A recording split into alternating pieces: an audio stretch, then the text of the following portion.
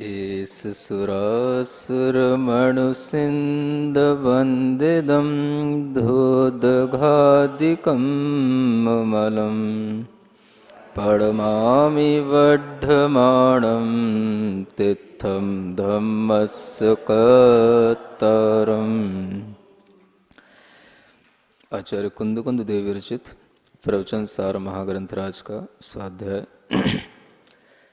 गाथा नंबर 180। ओ गाढ़ गाढ़ निचिदो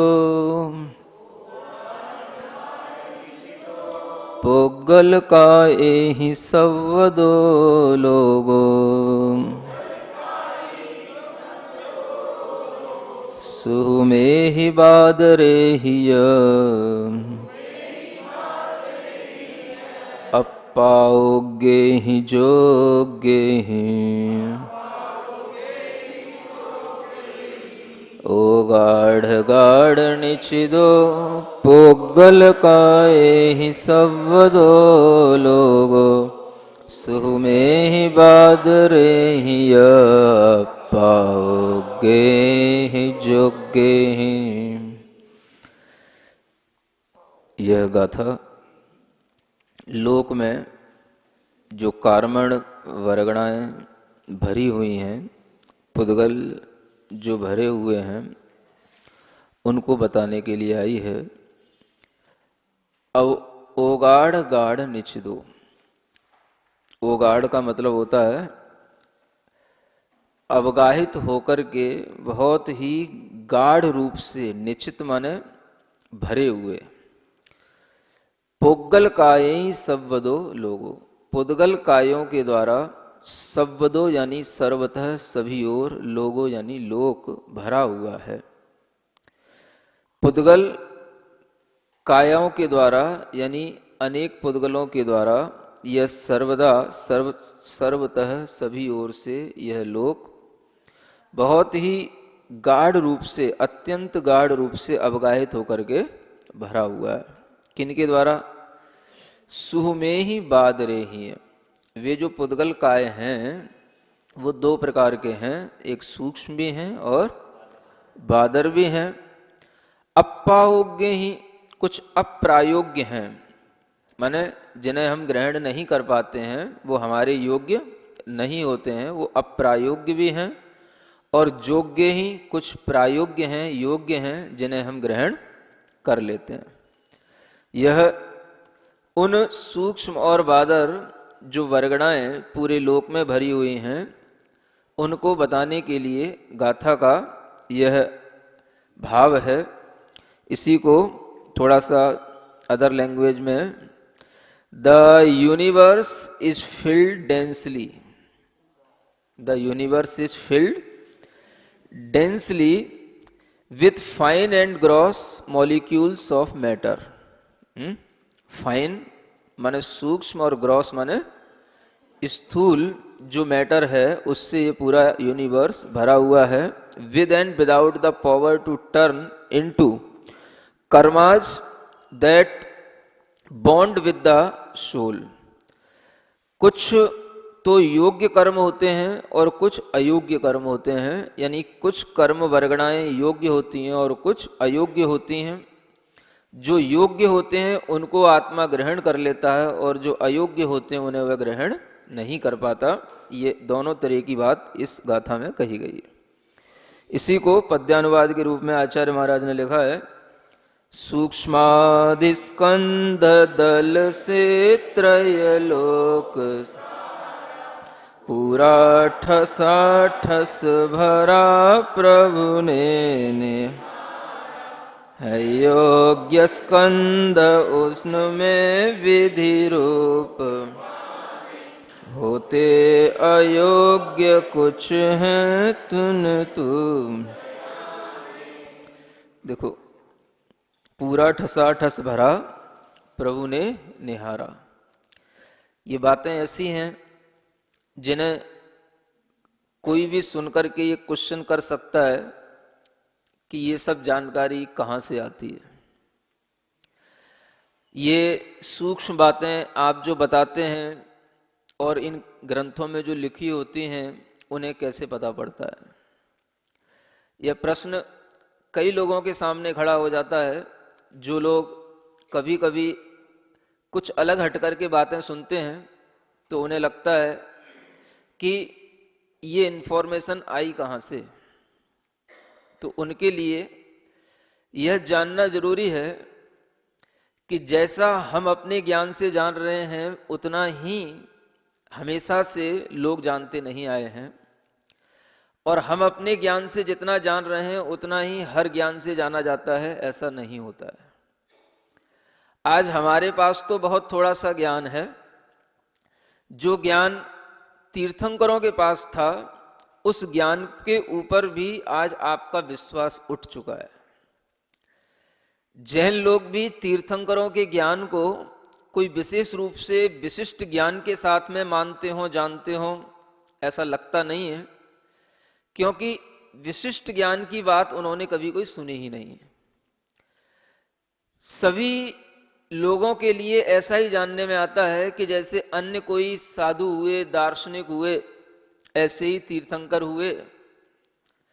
और ज्यादातर जब कोई फिलोसोफर या कोई चिंतक महापुरुषों को एक साथ जोड़ के रख देता है तो सबकी गणना एक जैसी हो जाती है। अधिकतर आप देखोगे महावीर, बुद्ध और ईसा, इनकी तुलना की जाती है।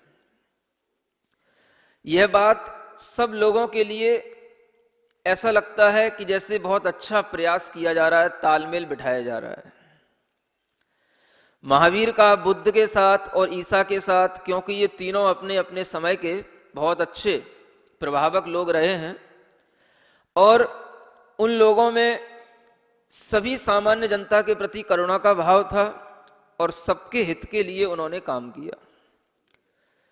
इसलिए बहुत सारे चिंतक इन तीनों को एक साथ लेकर के चलते हैं और इन तीनों में किसी को भी कोई कमतर नहीं आंकते हैं और कहते हैं कि जो सबका हित करने वाले हुए हैं और जिन्होंने अपने समय पर खूब एक सामाजिक क्रांति लाई, वैचारिक परिवर्तन लाया, ऐसे ये तीन महापुरुष हुए। और इन तीनों महापुरुषों की तुलना में अगर सामने कोई सुधार की बात देखी जाती है तो इन लोगों ने बहुत अच्छा सुधार किया, इन्होंने समाज को बहुत कुछ दिया। इसलिए ये बहुत हम लोगों के लिए आदर्श हैं और कई लोगों ने तो इन तीनों को लेकर के बड़े बड़े शोध कर रखे हैं। महावीर, बुद्ध और ईसा का सांस्कृतिक अवदान, इनका सामाजिक उन्नति के क्षेत्र में योगदान, ऐसी विषयों पर कई डॉक्टरेट हो चुकी हैं और पीएचडी हो चुकी हैं।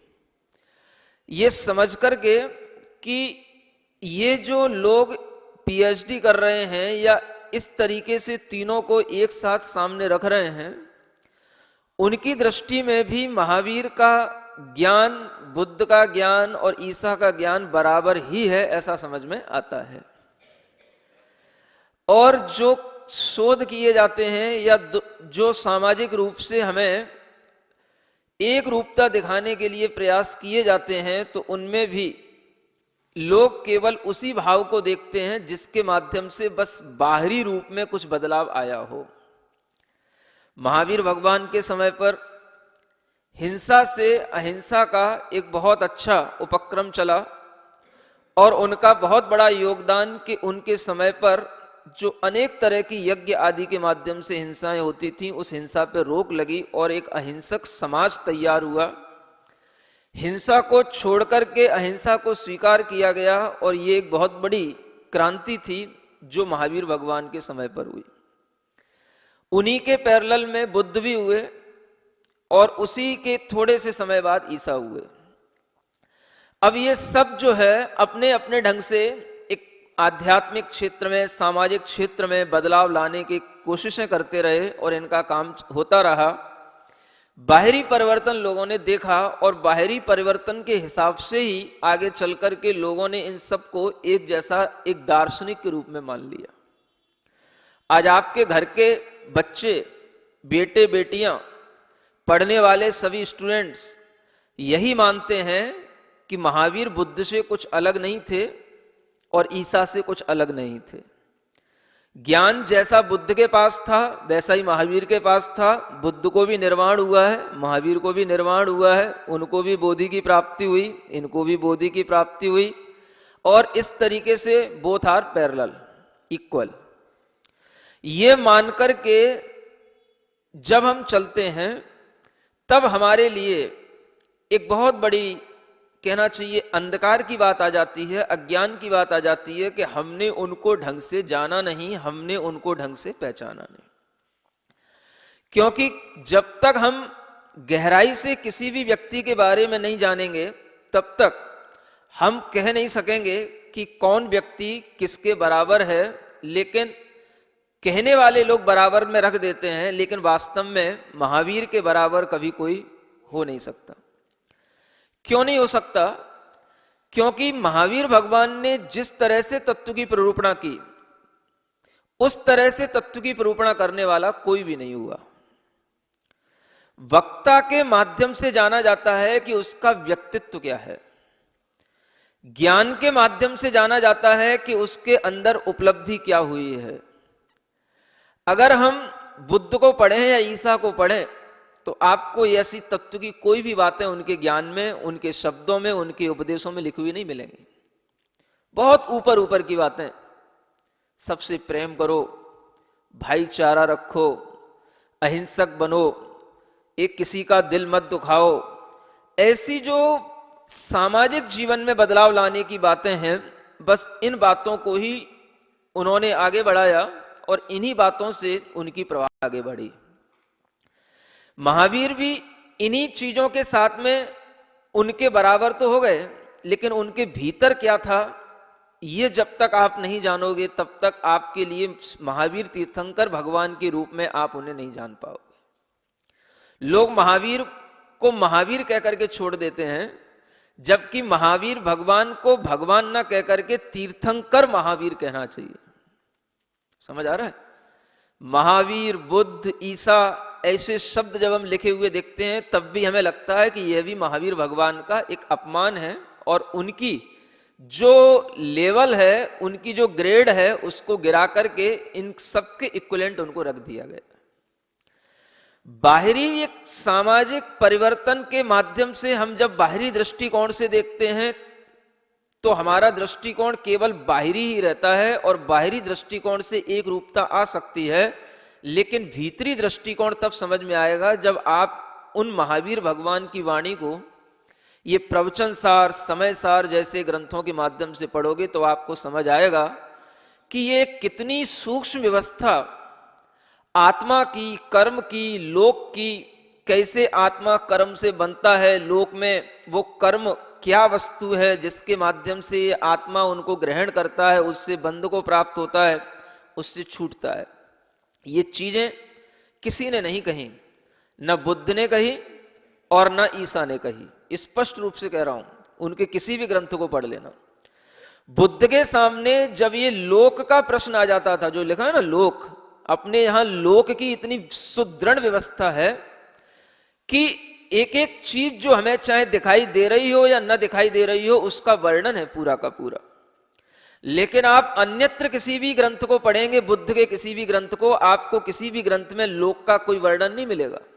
लोक में क्या भरा हुआ है, क्या फैला हुआ है, कैसे एटम्स, मॉलिक्यूल्स बन जाते हैं, ये सब वर्णन आपको किसी भी ग्रंथ में नहीं मिलेगा, न ईसा के न बुद्ध के। इसके साथ साथ जब लोक की बात बुद्ध के सामने आई, लोगों ने उनसे पूछा, ये प्रश्न है उन्हीं के ग्रंथों में, कि ये लोक की रचना कैसे हुई, इस जगत को बनाया किसने, इस लोक में कैसे ये जीव आदि भ्रमण करते हैं। तो बुद्ध का एक ही उत्तर रहता था, ये प्रश्न आपके योग्य नहीं है। और इसको उन्होंने एक शब्द दिया, ये प्रश्न अव्याकृत हैं, माने ये कहने के योग्य नहीं और इनका उत्तर भी बताने योग्य नहीं है। हाँ, उनको मतलब जो हम कहना नहीं चाहते हैं या ये व्याख्यान के योग्य नहीं है, ये प्रश्नों के उत्तर व्याख्यान देने योग्य नहीं है।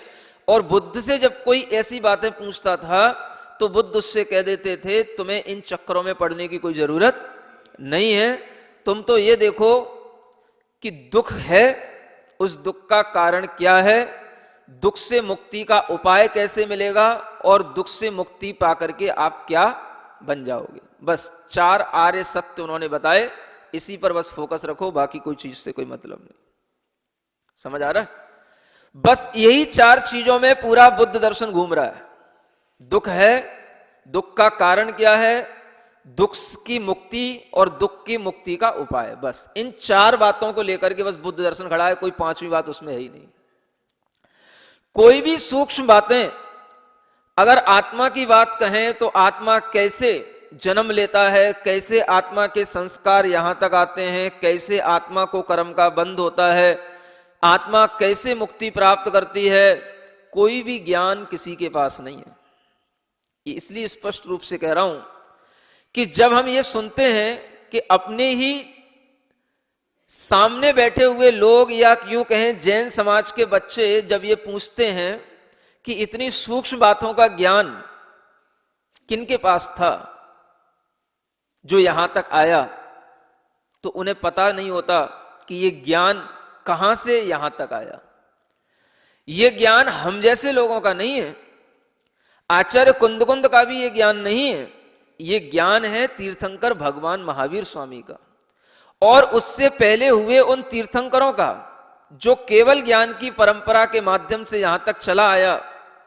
अब केवल ज्ञान होने के बाद जो हमें वस्तु सब, चाहे सूक्ष्म हो चाहे स्थूल हो, जो स्पष्ट दिखाई देने लग जाती है, उस ज्ञान के माध्यम से जो व्यक्ति जानकारियां हासिल करता है और उस ज्ञान पर जो श्रद्धान करता है, उसके लिए वह समझ में आता है कि ऐसा ज्ञान अन्य किसी के पास में नहीं था। क्योंकि अगर केवल ज्ञान बुद्ध और ईसा के पास में होता तो उन्हें ये सूक्ष्म जानकारियां भी रहती, लेकिन वह केवल व्यवहारिक जानकारियों में ही उलझे रहे और व्यवहारिकता का ही उन्होंने समाधान दिया।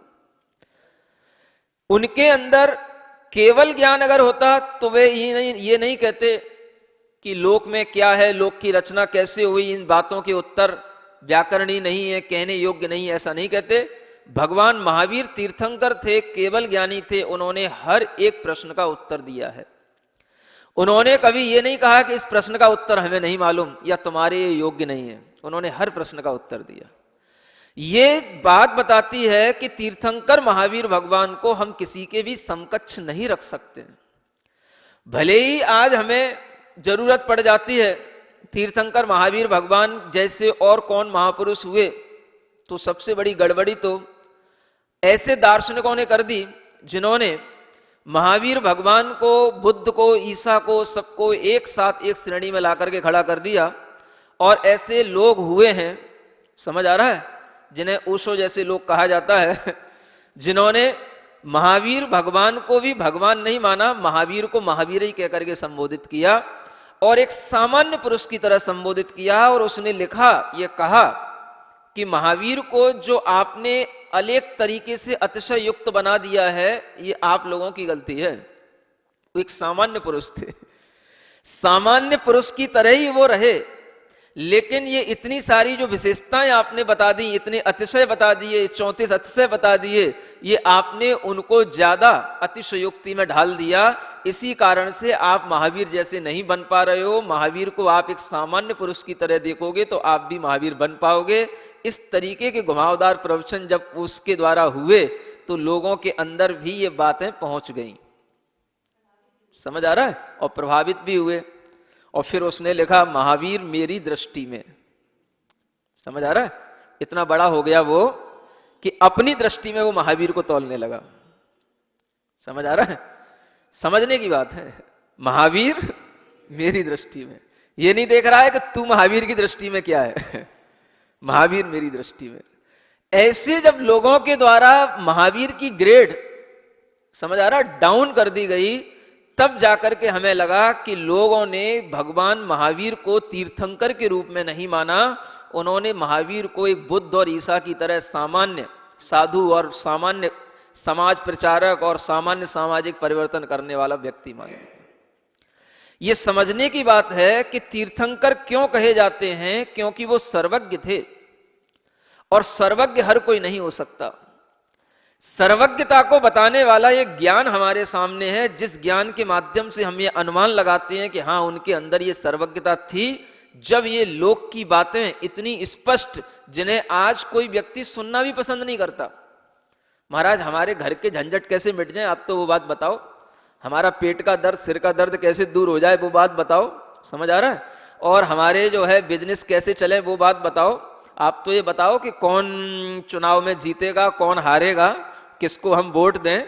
समझ आ रहा है? आप तो ये बताओ ये क्या फर्क पड़ रहा है इन सब चीजों से कि लोक इनसे भरा हुआ है, पुद्गल काय है, ये जीव है, ये बंद हो रहा है, मोक्ष हो रहा है। समझ आ रहा है? किसी भी व्यक्ति को ये सुनने का उत्साह ही नहीं पैदा होगा, हो ही नहीं सकता। क्योंकि जब व्यक्ति व्यवहारिकता में ज्यादा आसक्त हो जाता है तो इसे व्यवहारिकता से अलग करने वाली बातें बिल्कुल भी पसंद नहीं आती। और यही वजह होती है कि जो व्यवहारिकता की बातें करते हैं उनकी प्रभावना बहुत जल्दी बहुत दूर तक जाती है। समझ आ रहा है? कई लोग कहते हैं ना कि भगवान महावीर स्वामी का धर्म यहीं क्यों रह गया और बुद्ध का धर्म देश विदेशों में क्यों फैल गया। तो उसका एक कारण यह भी है कि वो केवल व्यवहारिक बातें ही कर रहे हैं, और व्यवहारिक बातें करके ही बस लोगों के लिए उससे लगता है कि हाँ बस इससे अपना काम बन गया, अपना काम बन गया, माने ये बात ठीक है। महावीर भगवान ने जो बातें की व्यवहारिक नहीं की, और व्यवहारिक की तो व्यवहारिक के साथ साथ उन्होंने आध्यात्मिक बातें भी की, और आध्यात्मिक बातों में उन्होंने तत्व ज्ञान की इतनी गहरी बातें की कि आज व्यक्ति का लेवल ही नहीं है कि उन बातों को सुन सके और समझ सके। आज व्यक्ति उन बातों को सुनने का इंटरेस्ट भी नहीं रखता है। जैसे ही ये ग्रंथ सामने आते हैं, ये गाथाएं हम पढ़ते हैं, लोगों के अंदर नींद आने लग जाती है, बोरियत आने लग जाती है। समझ आ रहा है? वो तो मैं संभाले हुए हूं दिल्ली वालों को कि सुनाना भी है, बताना भी है, और वो इंटरेस्ट आपका कहीं पर भी कम नहीं होने देना है, और बात तत्व की भी आपके पास तक पहुंचाना है। इसलिए यह बात कि ये जो तत्व ज्ञान की बात है, इसको आज कोई सुनना ही नहीं चाह रहा। पढ़ा लिखा लड़का सब तरीके की डिग्रियां लेने के बाद भी उसके दिमाग में विश्वास नहीं होता, उसके अंदर ये बात नहीं पहुंचती कि कोई व्यक्ति दुनिया में सर्वज्ञ हो सकता है, ओमनीसियंस हो सकता है, इतनी कंप्लीट नॉलेज किसी की हो सकती है कि वह पूरी दुनिया को जान सकता है, देख सकता है, और दुनिया के अंदर क्या क्या है ये उसके ज्ञान में स्पष्ट आ सकता है। दिमाग से भी परे कोई चीज होती है, ये अभी उसके श्रद्धा में आ नहीं रही है। श्रद्धा में नहीं आ रही कोई बात नहीं, लेकिन जैसे हम दूसरी जानकारियां लेते हैं, ऐसे हम इस जानकारी को लेने की कोशिश तो करें। हम ये नहीं कह रहे कि आप इस पर श्रद्धा कर लो। जैसे आप दूसरे ग्रंथ पढ़ते हैं, दूसरी चीजों की जानकारियां रखते हैं, वैसे ही आप इस प्रवचन सार ग्रंथ की केवल जानकारी तो रखो कि इसमें है क्या। सुन तो लो, बिना श्रद्धा के सुन लो, कोई बात नहीं, लेकिन आप अगर सुनोगे तो आपके दिमाग के पुर्जे खुलेंगे, इतनी गारंटी की बात। सुनोगे नहीं तो कुछ नहीं होगा। हम नहीं कह रहे कि आप विश्वास कर लो कि सर्वज्ञ हुए हैं, कि तीर्थंकर महावीर भगवान 3 लोक के ज्ञाता हुए हैं, कि केवल ज्ञानी हुए, कोई बात नहीं, लेकिन आप उनकी वाणी सुनो तो पहले। जब तक आप आदमी की बातें ही नहीं सुनोगे, समझ कैसे पाओगे कि वो आदमी क्या था। वाणियां तो लिपिबद्ध होती रही, जब जैसा समय मिला, जब जैसा युग आया, जब जैसे आचार्यों ने उसकी उपयोगिता समझी, वो वाणी लिपिबद्ध हुई। और सबसे पहले लिपिबद्ध होने वाली वाणी अभी जो वर्तमान में उपलब्ध है, लिखी तो उससे भी पहले गई हैं, लेकिन जो वर्तमान में उपलब्ध है वो आचार्य गुणधर महाराज का कसाय पाहुड़ ग्रंथ है, और आचार्य पुष्पदंत और भूतवली महाराज का सठखंडागम ग्रंथ है। ये सबसे पहले लिपिबद्ध हुई वाणी है। इससे पहले भी लिपिबद्ध होने लगा था, लेकिन अभी वो वर्तमान में उपलब्ध नहीं है। और ये इन सब ग्रंथों में यही जीव विज्ञान और कर्म विज्ञान भरा पड़ा है। कितने जीव कहां कहां कैसे लोक में गति करते हैं, आवागमन होता है, किन कारणों से उनका किन किन योनियों में कितना जन्म होता है, कितने पर्यायों को वो धारण कर सकते हैं, कितने कर्मों के बंधे उनके अंदर पड़े रहते हैं। किस कारण से कर्म के बंद होते हैं, उन कारणों में भी कौन कौन से कारण कब छूटते हैं, कब कौन कौन से कारण और मिलते हैं, ये सारा का सारा विज्ञान इन ग्रंथों में जैसा है वही आज थोड़ा थोड़ा रूप में हमें इन प्रवचन सार, समय सार आदि ग्रंथों में भी उपलब्ध हो रहा है।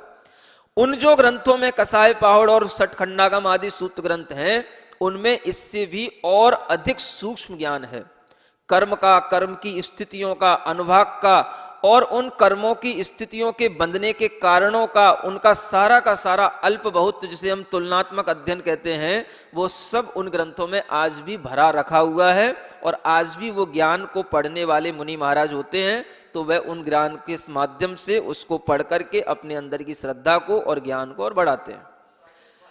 प्राकृत में भी है, सबकी हिंदी हो चुकी है, कोई भी चीज अननोन नहीं है कुछ भी, बस आप अपनी योग्यता बनाओ उसको पढ़ने की, आप भी उसको पढ़ सकोगे।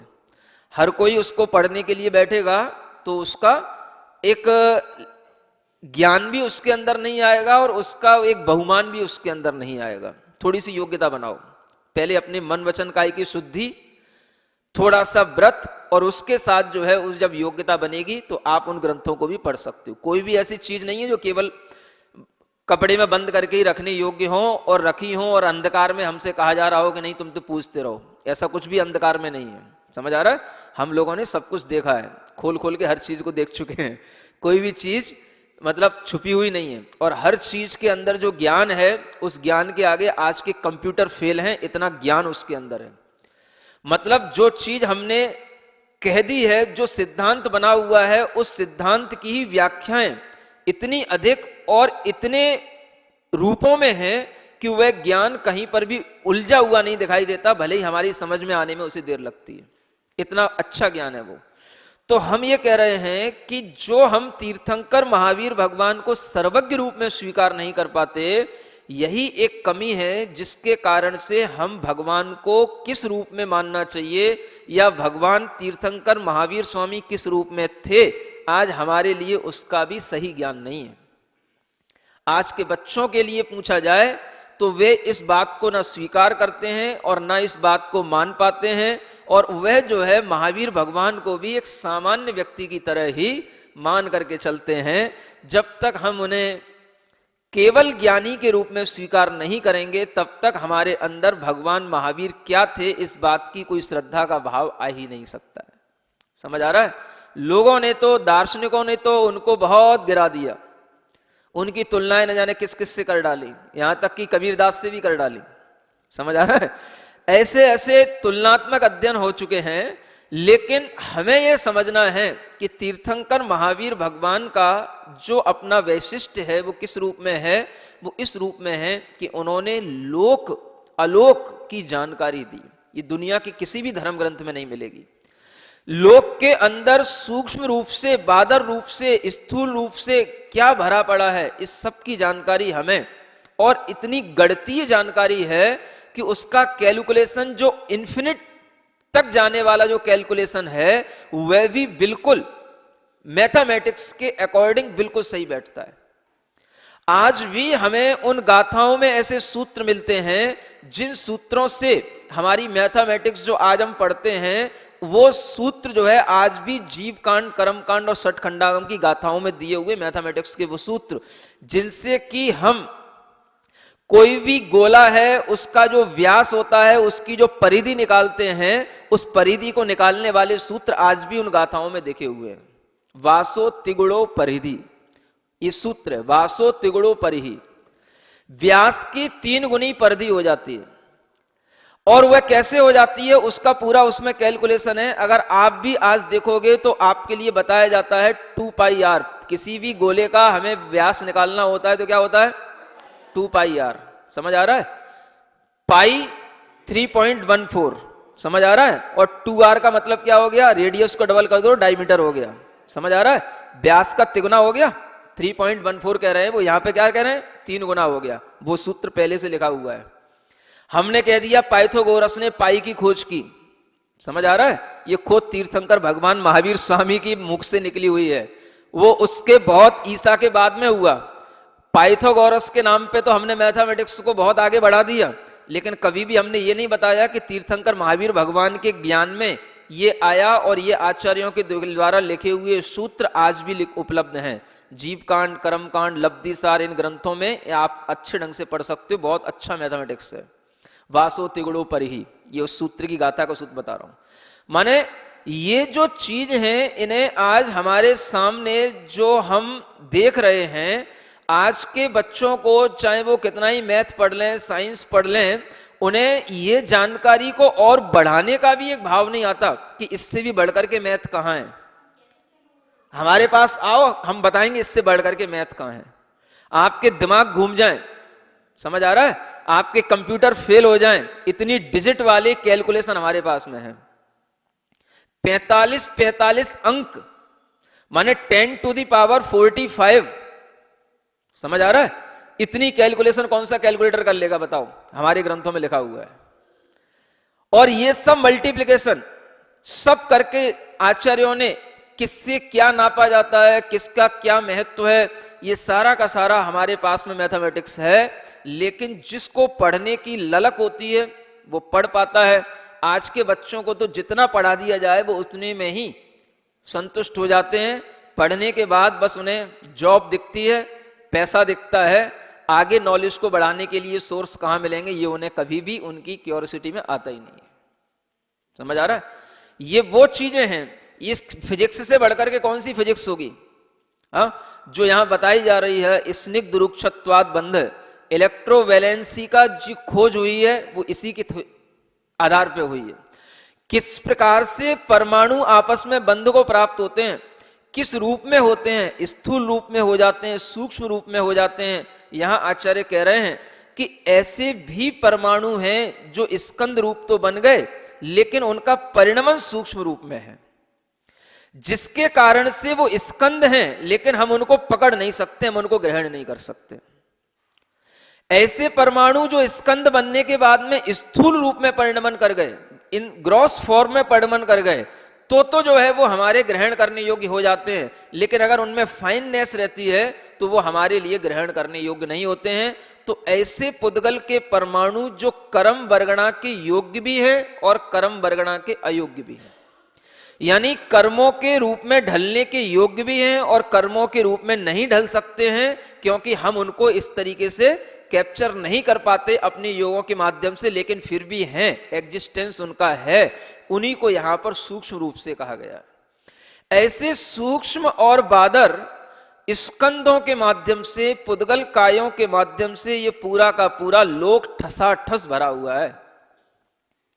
अब आपको क्या दिखेगा इसमें?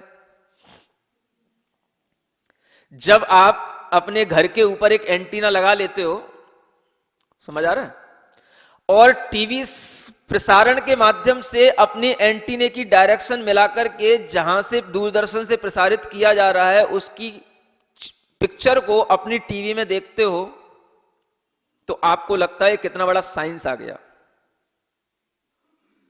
हम किलोमीटरों दूर की चीज को अपने घर में बैठे बैठे देख रहे हैं।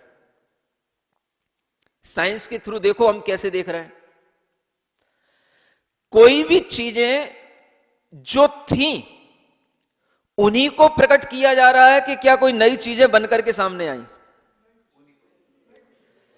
अगर हम कहीं पर भी टीवी रखते हैं, उसके लिए एंटीने का यूज करते हैं, तो उसका मतलब क्या है? एंटीना क्यों लगाया जाता है? चैनल को क्यों चेंज किया जाता है? एंटीना क्या काम करता है? क्या कैप्चर कर लेता है? क्या कैप्चर कर लेता है बताओ? जो वहां से फेंका जा रहा है वो कैप्चर कर लेता है।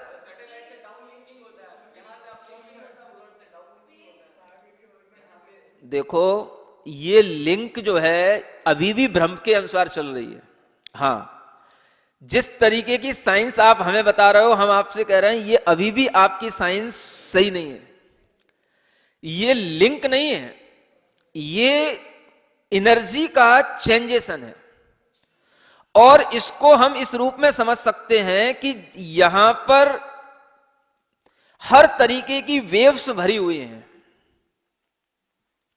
Sound waves, magnetic waves, electromagnetic waves, सब तरीके की वेव्स यहां भरी हुई रहती हैं, सब भरी पड़ी हैं। उन्हीं वेव्स को यह कहा जा रहा है सूक्ष्म और बादर पुद्गल कायों से ये लोक भरा हुआ है। आचार्य कहते हैं अगर हम यहां बोल रहे हैं आपको वहां सुनाई पड़ रहा है, हम यहां कुछ कह रहे हैं आपको बहुत दूर तक सुनाई पड़ रहा है, केवल सैटेलाइट की लिंकिंग से नहीं हो रहा है ये सब, कि सैटेलाइट यहां है वहां है, यहां से वहां लिंक हुआ, वहां से वहां लिंक हुआ, ऐसे लिंक से नहीं हो रहा है। ये पूरा चेंजेशन है वेव्स का। यहां की साउंड वेव्स ये कैमरा कैच करता है, इनको अपनी जो है इलेक्ट्रिक वेव्स के रूप में कन्वर्ट करता है, फिर उन्हीं वेव्स को जो है वो पिक्चर के रूप में कन्वर्ट करता है। वही पिक्चर जो है दूसरी जगह जब पहुंचती है तो वेव्स के थ्रू जाती है, और उसी को वहां पर हम एंटीना के थ्रू कैच करने के लिए उसमें हम कोई ट्रांसमीटर लगा करके रखते हैं, जिससे कि वो वेव्स कैच होकर के जो है वो नीचे केबल के थ्रू टीवी तक पहुंचती हैं। समझ आ रहा है क्या कर रहे हैं हम? हमने क्या करी, कैच करने की तो कोशिश की ना। जो कुछ भी है हमने किसी भी चीज को पकड़ने की तो कोशिश की, चीज तो नई नहीं बना दी, वेव्स तो नहीं बना दी ना हमने, वेव्स तो फैली हुई हैं।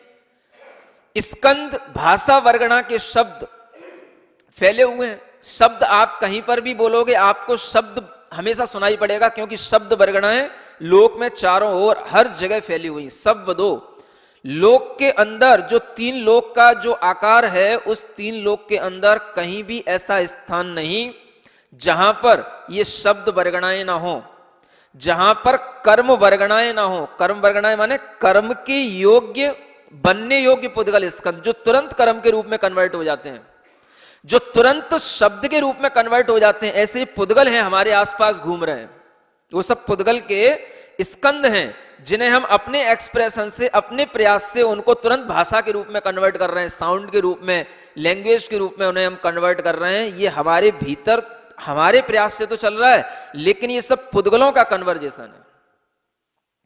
करने वाला जीवात्मा और होने वाला पुद्गल। समझ आ रहा है? ये सब जो शब्द वर्गणाओं का जैसे चारों ओर फैलाव है, वैसे ही कर्म परमाणुओं का, कर्म वर्गणाओं का भी चारों ओर फैलाव है। आचार्य कहते हैं आप तीन लोक के अंदर कहीं पर भी बैठ जाओ, कहीं पर भी, जैसे यहां यह कहा जा रहा है कि पुद्गल सूक्ष्म और बादर दोनों प्रकार के होते हैं, वैसे ही आचार्यों ने कहा जीव भी सूक्ष्म और बादर दोनों प्रकार के होते हैं। समझ आ रहा है? जीव भी सूक्ष्म और बादर दोनों प्रकार के होते हैं। कल आपको एक बात बताई थी, पृथ्वी जल अग्नि वायु, जो इससे पहली वाली गाथा में आया, ये सब पुद्गलों के आकार के रूप में भी परिवर्तित हो जाते हैं और जीव भी उसमें उत्पन्न उसी रूप के हो जाते हैं। तो ये पुद्गल भी दो प्रकार के हैं, जो हमारे लिए देखने में आ रहे हैं, पकड़ने में आ रहे हैं, और जो हमारे लिए देखने में नहीं आ रहे हैं, पकड़ने में नहीं आ रहे हैं। तो जीव भी दो प्रकार के हैं। ऐसे भी जलकायिक जीव हैं जो जल को अपनी काया बनाएंगे, लेकिन उस जल को आप पकड़ नहीं सकोगे, उस जल को आप छान नहीं सकोगे, उस जल को आप अपने लिए ग्रहण नहीं कर सकोगे। उन्हें कहा जाएगा सूक्ष्म जलकायिक। पांचों प्रकार के जो स्थावर जीव हैं, पृथ्वी जल अग्नि वायु और वनस्पति, ये सभी दो दो प्रकार के बताए गए हैं। बादर सूक्ष्म, बादर सूक्ष्म, बादर पृथ्वी का एक, सूक्ष्म पृथ्वी का एक, बादर जल का एक, सूक्ष्म जल का एक, बादर अग्नि का एक, सूक्ष्म अग्नि का एक, बादर वायु का एक, सूक्ष्म वायु का एक, बादर वनस्पति का एक और सूक्ष्म वनस्पति का एक। बादर का मतलब जो हमारे लिए ग्रहण करने योग्य होते हैं, जिन्हें हम अपनी इंद्रियों का विषय बना सकते हैं, जो हमारे लिए बाधित हो सकते हैं और हम भी उनको बाधा पहुंचा सकते हैं, वो बादर कहलाते हैं। कुछ और ऐसे सूक्ष्म जीव हैं जिनका परिणमन सूक्ष्म रूप शरीर के साथ ही होता है, तो वह सूक्ष्म जीवों को ना हम ग्रहण कर सकते हैं, ना वो हमारे लिए किसी भी तरीके का कोई बाधा पहुंचा सकते हैं, लेकिन वो सूक्ष्म जीव भी होते हैं। पांचों प्रकार के जो स्थावर हैं वो बादर भी हैं, सूक्ष्म भी हैं। तो सूक्ष्म जीव कैसे हो गए? उनकी काया सूक्ष्म रूप में ही परिणमन कर रही है। अब जल का जहां पर परिणमन ऐसा सूक्ष्म रूप में हो रहा होगा जो हमारे ग्रहण करने में नहीं आएगा, उस जल में ही वो सूक्ष्म काय के रूप में उत्पन्न होंगे, उसी को अपनी, उस जल को ही अपनी काया बनाएंगे। अब ऐसी चीजें जिन्हें हम ग्रहण नहीं कर पा रहे हैं लेकिन हैं, उन्हें आप कैसे पकड़ोगे? तो आपके लिए ये ज्ञान होगा, तभी ये ज्ञान के माध्यम से वो चीजें हमारे पकड़ में आएंगी। सूक्ष्म जलकाय भी है और सूक्ष्म वायु भी है, सूक्ष्म अग्नि भी है, सूक्ष्म पृथ्वी भी है। जीव भी सूक्ष्म है और ये पुद्गल भी सूक्ष्म है। ये दोनों तरीके का जो सूक्ष्म परिणमन है, इसी के माध्यम से पूरा लोक ठसाठस भरा हुआ है, सूक्ष्म जीवों से भी और सूक्ष्म पुद्गलों से भी। क्योंकि स्थूल पुद्गल तो हमारे लिए जो होता है वह पकड़ में भी आता है और ग्रहण करने में भी आता है, और स्थूल जो जीव होता है वह किसी स्थूल चीज पर ही उत्पन्न होता है, उसी के आश्रय से रहता है। सूक्ष्म जीव को उत्पन्न होने के लिए किसी आश्रय की जरूरत नहीं है, जल थल आकाश में कहीं पर भी वह उत्पन्न होकर के रहता है, और उन्हीं सूक्ष्म जीवों से ये पूरा का पूरा लोक ठसाठस भरा हुआ है। और ऐसी ही सूक्ष्म वर्गणाएं पुद्गल के परिणमन हैं। वर्गणा का मतलब स्कंधों का समूह, परमाणुओं से अनेक स्कंद और स्कंधों के भी और अनेक बड़े स्कंधों का समूह, लेकिन वो परिणमन उनका सूक्ष्म रूप में है। इस कारण से वो ग्रहण में भी नहीं आता, देखने में भी नहीं आता, पकड़ने में भी नहीं आता। सूक्ष्म का मतलब ये है, आपका माइक्रोस्कोप सूक्ष्मदर्शी कहलाता है, उसकी चर्चा नहीं है, वो बादरी है। समझ आ रहा है? उसे सूक्ष्मदर्शी आप कहते जरूर हो, लेकिन वो क्या है? बादर ही है, वो बादरदर्शी है, वो सूक्ष्मदर्शी नहीं है। वो क्या है? बादरदर्शी उसका नाम होना चाहिए। समझ आ रहा है ना? सूक्ष्म तो वो हमारी व्यवहारिक भाषा हो गई कि जिसको हम अपनी आंखों से नहीं देख पा रहे हैं, इसलिए हमने उसको सूक्ष्म कह दिया। लेकिन आचार्य कहते हैं भले ही हम आंखों से ना देख पाए, अगर हम जिसको किसी ना किसी इंद्रिय से ग्रहण कर रहे हैं तो वो स्थूल है। जैसे मान लो हवा है, हवा को हम आंखों से देख पाते हैं? नहीं देखते, लेकिन हम इंद्रियों से ग्रहण कर रहे हैं, स्पर्शन इंद्रिय से ग्रहण करते हैं, वो स्थूल है, वो ग्रॉस नेचर वाला है, फाइन नेचर नहीं है। जैन दर्शन के अंदर स्थूल और सूक्ष्म का विवेचन अलग तरीके का है। शब्द है, शब्द हमारे लिए देखने में आता है, लेकिन केवल कानों से पकड़ने में आता है।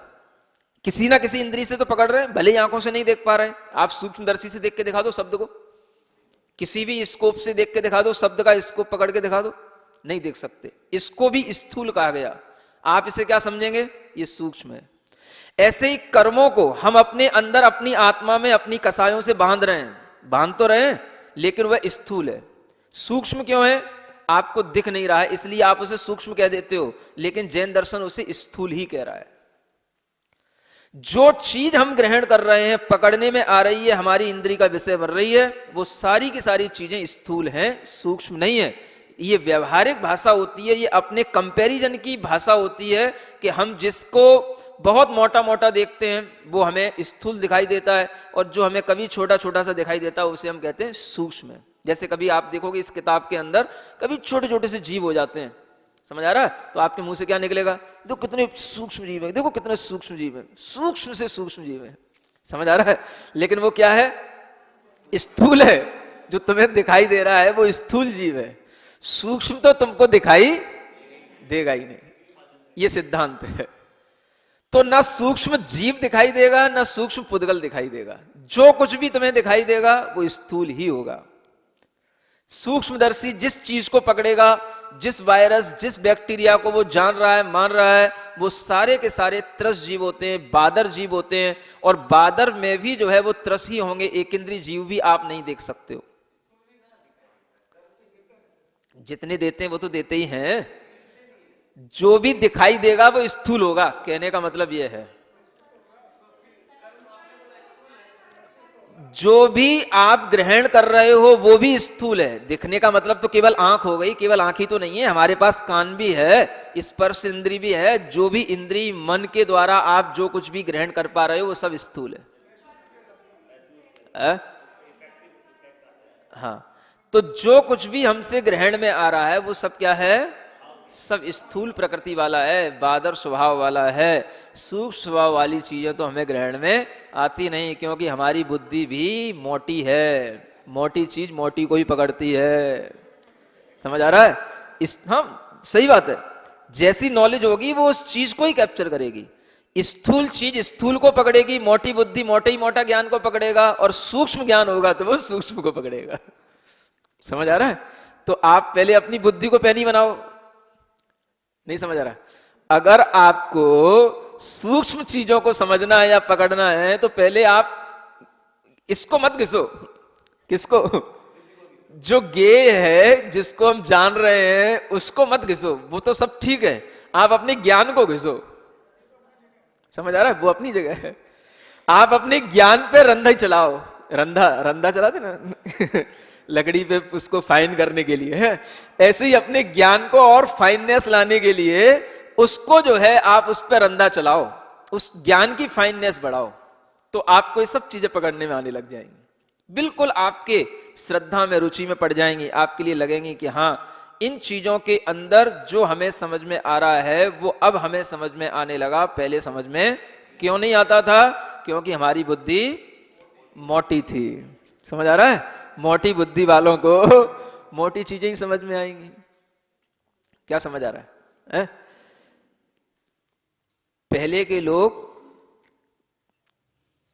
पतला खाते थे, समझ आ रहा है, मोटा पहनते थे। समझ आ रहा है? आज के लोग पतला पहनने लगे हैं और मोटा खाने लगे हैं। समझ आ रहा है? आदमी के लिए जितनी बुद्धि का विकास होता है वो बुद्धि का विकास उसके खाने पीने पर भी डिपेंड करता है। जैसे जैसे हमारा खाना पीना बिगड़ता गया, हमारी बुद्धि भी भ्रष्ट होती गई।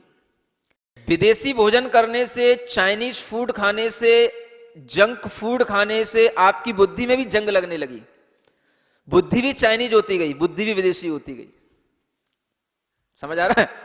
अगर हम इन चीजों से बच करके अपनी देसी चीज को महत्व देते तो आज अपनी बुद्धि में भी ये होता कि हम पहले अपने शास्त्रों को, अपने ग्रंथों को तो पढ़ लें, दूसरे चीन के और रूस के विद्वानों की और साइंटिस्ट की बात तो बाद में, पहले अपने भारत के साइंटिस्टों को तो पहले देख लें कि वो क्या थे।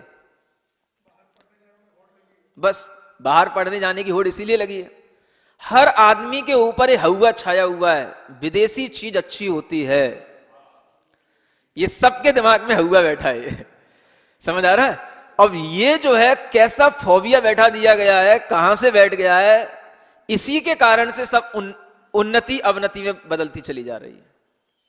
हर आदमी के लिए बस यही लग रहा है विदेशी चीज अच्छी, विदेशों में हमारी चीज कैसे पहुंचे, विदेशों में हमारी नजर, हमारी चीज की नजर क्या हो, या विदेशों की दृष्टि में हम कहां हो, इसकी होड़ में आदमी लगा हुआ है। समझ आ रहा है? खुद की ओर उसको कोई ध्यान नहीं है, अपनी चीज की कीमत उसे मालूम नहीं है, और अपनी चीज को बिल्कुल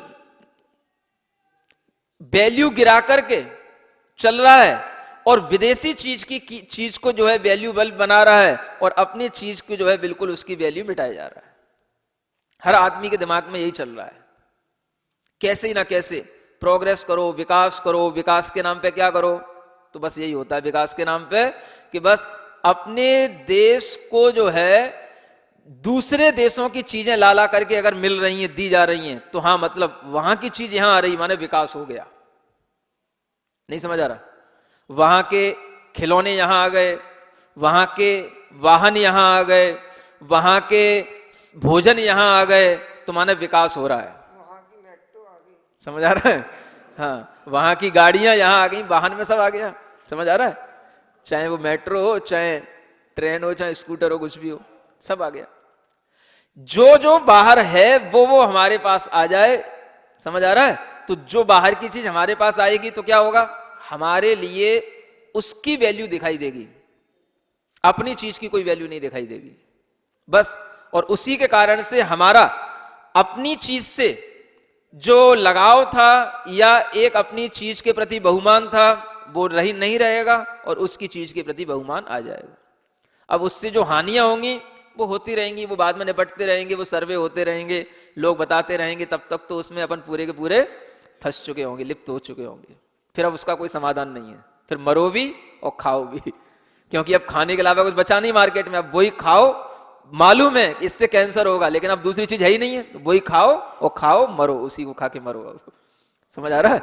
अब ऐसा हो गया है, चाहे सब्जियां हो, चाहे फ्रूट्स हो, चाहे कुछ भी चीजें हो, मालूम है कि ये सब पेस्टिसाइड से मिला हुआ है, सब जो है पूरा का पूरा केमिकल से विषाक्त हो चुका है, लेकिन क्या करें, कुछ है ही नहीं है, खाना तो वही है, तो खाओ, अब जब होएगा तो देखा जाएगा। तो ये स्थिति अब आ गई। क्यों आ गई? ये सब अपने इसी कारण से आ गई। अपने यहां क्या नहीं था, खाने की कौन सी चीजें नहीं थी, समझ आ रहा है? जो विदेशी लोग थे उनने सब यहां से वहां बुला लिया, और अपना सब जितना गंदा गंदा कचरा था सब यहां भेज दिया, और हम उसी के लेवल को देख करके खुश हैं। हाँ बस, अच्छा पैकेट बंद चीज आती है हर चीज की। पेन देखो तो पेन तो अंदर वही रहेगा जैसा मैं पहले से लिखता था, वही, उसकी पैकिंग को खोलने में, समझ आ रहा है ना भाई, खुलवानी पड़ती है उसको, भाई खोल तो सही, कहां से खुलता है, और अंदर निकलेगा बस वही उतनी सी, और पैकिंग इतनी बड़ी। कितने का है महाराज? 550 रुपए का है। अरे बाप रे, समझ आ रहा है? वही 5 रुपए का पेन, पैकिंग 450 रुपए की, और उठा के उसको फेंक देना पड़ता है, और 5 रुपए का पेन भी जो है वो 5 दिन नहीं चलता है, 500 रुपए का पेन भी 5 दिन नहीं चलता है। समझ आ रहा है? अब तो हजारों के लाखों के सब कुछ चीजें हैं। कहने का मतलब यह है, सिर्फ इसी भ्रम में बच्चों के लिए भी हमें वही चाहिए। रियलिटी को जानने का किसी को शौक रह ही नहीं गया है, और भ्रम के आधार पर अपनी बुद्धि को भ्रमित करने में सब लगे हुए हैं, और हर तरीके से यही प्रयास चल रहा है। विदेशी लोगों का सिर्फ यही काम रह गया, उन्हें मालूम है इंडिया का ही एक मार्केट ऐसा है जहां पे सबसे ज्यादा खपत होती है, और इंडिया के मार्केट की सबसे बड़ी अगर उन्होंने कमी पकड़ ली तो यही कि बस अच्छी पैकेजिंग बना के भेज दो इंडिया के अंदर, वहां हर चीज बिकेगी, चाहे उसके अंदर कितना ही कचरा क्यों ना पड़ा हो। समझ आ रहा है? मंगाओ कुछ, आ कुछ जाता है। नहीं समझ आ रहा है? सब ऑनलाइन व्यापार चल रहा है। कल कोई बता रहा था कि किसी ने जो है ऑनलाइन कुछ मंगाया था और आ कुछ गया। समझ आ रहा है? क्या मंगाया था? मंगाया तो कुछ आइटम था और आ गया लोहे का टुकड़ा। समझ आ रहा? ऑनलाइन मार्केटिंग चल रही है। लैपटॉप मंगाया था और पत्थर आ गया। बताओ, ये है ऑनलाइन मार्केटिंग। समझ आ रहा है? बस फिर भी भारतवासी खुश हैं। समझ आ रहा है?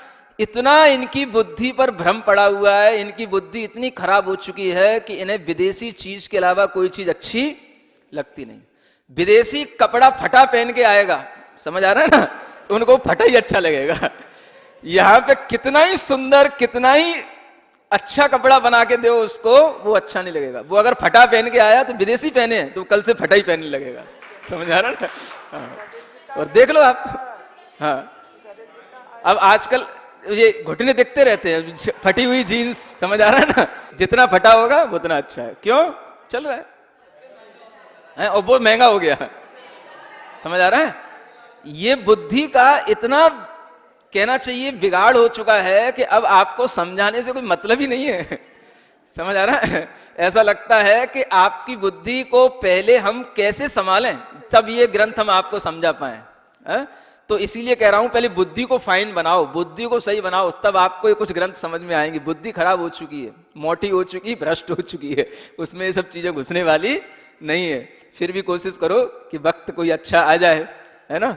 जैसे लोगों के दिन बदल रहे हैं, आपके भी दिन बदल जाएं। समझ आ रहा है? बोलो महावीर भगवान की। अपनी आत्मा को बहुत सूक्ष्म रूप में महसूस करें, जो हमारे द्वारा कभी भी पकड़ में नहीं आती।